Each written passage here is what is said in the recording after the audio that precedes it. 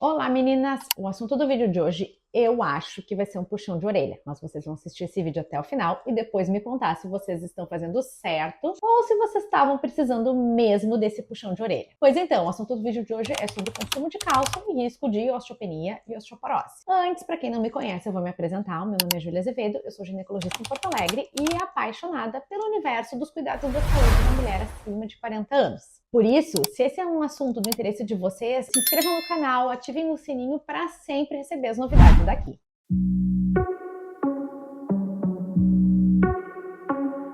Let's go!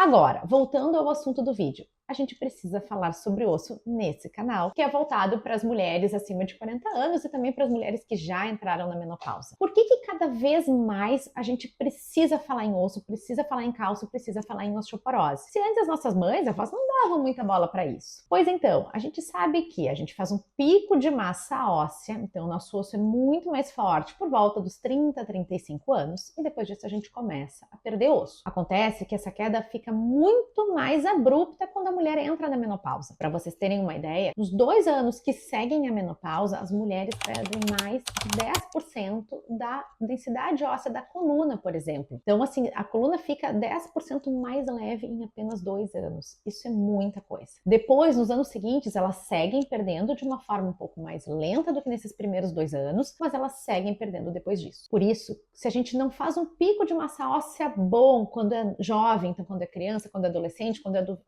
jovem, ou se a gente perde muito após a menopausa, o que acontece? A gente tende a fazer uma osteoporose muito mais importante, com maior risco de fratura e de forma mais precoce, o que pode ser um grande problema. Osteoporose, que são os ossos fracos e com risco de fraturas devido à sua fragilidade, é mais comum entre mulheres e é uma grande causa de mortalidade em mulheres idosas hoje em dia. Então, por isso a gente precisa cada vez mais falar sobre o osso. Nos tempos anteriores, em que as mulheres entravam na menopausa com 50 anos e morriam com 60, 65 anos, mal dava tempo de perder osso. Então, naquele tempo, a osteoporose não era um grande problema como é hoje, em que a gente sabe que a mulher vai entrar na menopausa por volta dos seus 50 anos, mas a gente quer que ela viva até 90, 100 anos. Pensa aqui comigo, 50 anos, 40 anos da vida perdendo osso. É muita coisa. Por isso, o cuidado com o osso precisa ser feito durante todas as fases da vida. Para que a gente tenha ossos fortes, primeira coisa, fazer atividade física é essencial para uma boa massa óssea. Isso durante todas as fases, tanto na fase em que a gente está adquirindo osso, quanto na fase em que a gente está perdendo e a gente quer segurar um pouco essa perda. Além disso, a vitamina D,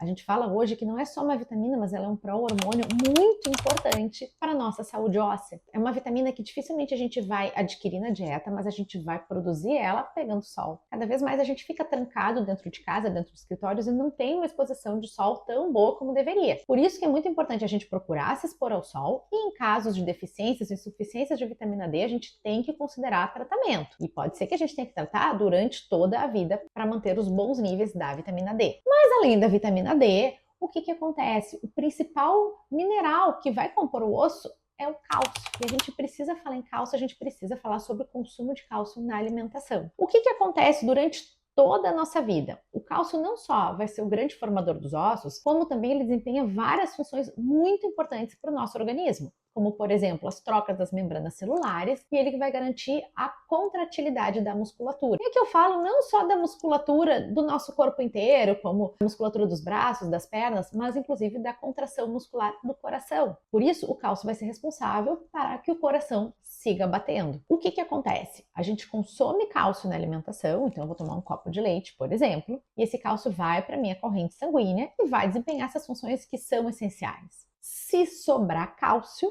de acordo com alguns fatores que entram questões hormonais, vitamina D, vitamina K, enfim, outros fatores vão fazer com que esse cálcio excedente vá para o meu osso, fortalecendo o meu osso. Agora, em momentos em que eu não estou consumindo alimentos que tenham cálcio, o que acontece? O coração precisa continuar batendo, as trocas precisam continuar acontecendo. Então, o nosso corpo, que é muito inteligente, o que ele faz? Ele identifica que a gente tem um super estoque de cálcio no organismo, que justamente é o nosso osso. Então, ele vai retirar cálcio do nosso osso para manter essas funções que são básicas que a gente precisa manter. Por isso, essas trocas de ir cálcio para o osso, sair cálcio do osso, acontece o tempo todo no nosso organismo. Só que é um balanço, quando a gente é jovem, de formar mais osso, então muito mais entra do que sai, e depois a menopausa muito mais sai do que entra. que a gente pode fazer para que não saia tanto ou para que entre um pouquinho mais? A gente pode manter um bom consumo de cálcio durante a nossa vida toda. É recomendado que crianças e adolescentes consumam em torno de 1.300 miligramas de cálcio por dia, o que é uma boa quantidade. Já os adultos jovens, vamos falar assim, na faixa dos 20 e poucos, 30 e poucos, até 40 e pouquinhos anos, devem consumir por volta de 1.000 miligramas por dia. Agora, depois da menopausa, principalmente mulheres, principalmente mulheres depois dos 50 anos, devem consumir em torno de 1.200 miligramas por dia. Essa quantidade não é uma quantidade pequena. Se vocês forem usar alguma calculadora de cálcio para ver como está o consumo de vocês vão ver que precisa de muito cálcio na dieta para manter essas quantidades que seriam adequadas. Alguns alimentos vão ser muito ricos em cálcio, e aí eu vou destacar o leite e os seus derivados, que são os grandes representantes do cálcio. Muita gente hoje em dia, ou por uma intolerância à lactose, ou por outras questões, uma alergia à proteína do leite, ou por N motivos, acabam não consumindo mais leite e derivados. E isso pode ser um problema se essas pessoas não compensam o consumo de cálcio de outras formas. O leite sem lactose contém a mesma quantidade de cálcio do leite normal, então ele pode ser consumido e é uma ótima fonte. Os leites vegetais, como leites de amêndoas, por exemplo, eles geralmente não contêm muito cálcio naturalmente, só que eles geralmente são enriquecidos com cálcio, e assim eles se tornam uma alternativa tão boa quanto o consumo de um leite normal, digamos assim. Eu sempre no consultório destaco o consumo de queijo, que eu sou muito fã. Por quê? Em torno de 10 litros de leite fazem 1 quilo de queijo. Aquele leite vai ficar fervendo, vão ser colocados outros ingredientes e isso vai fazer com que o queijo contenha uma grande quantidade de cálcio. Existem também outras ótimas fontes de cálcio, como por exemplo algumas sementes, como é o caso da chia,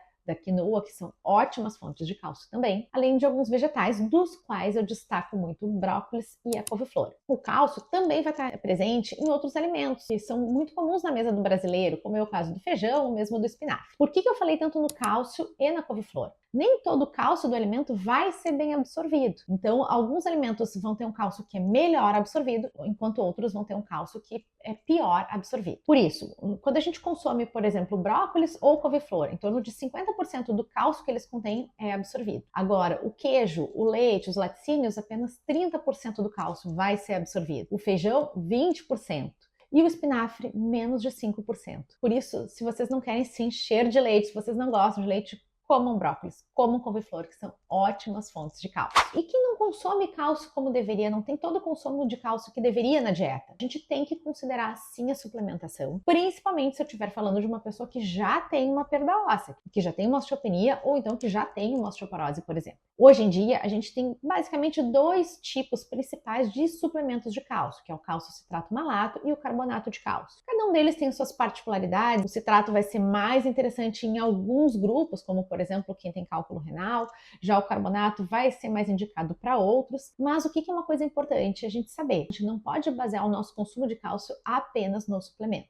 A quantidade de suplemento de cálcio que a gente pode consumir não deve ultrapassar as 500 miligramas de cálcio por dia. Isso porque quantidades maiores de suplemento de cálcio estão associadas com um aumento de até 20% de doenças cardiovasculares, como o caso de infarto e de AVC. Especialmente as mulheres que têm alguma osteopenia ou osteoporose, deve ser considerada suplementação de cálcio, caso elas não tenham um consumo tão bom como deveria na dieta. Esse cálcio não deve exceder aos 500 miligramas por dia. A gente deve manter quantidades menores, ela complementar com a sua alimentação. Eu sempre falo, o suplemento, ele é suplementar, ele não substitui uma boa alimentação, mas ele pode sim dar uma ajuda em alguns grupos. Eu espero que vocês calculem a quantidade de cálcio que vocês consomem na dieta e a partir daí se pode se decidir se é o momento de suplementar de alguma forma ou não. Mas aqui, o suplemento tem limite. O cálcio precisa ser consumido, não é só se encher de suplemento. Espero que vocês tenham gostado do vídeo e até a próxima semana.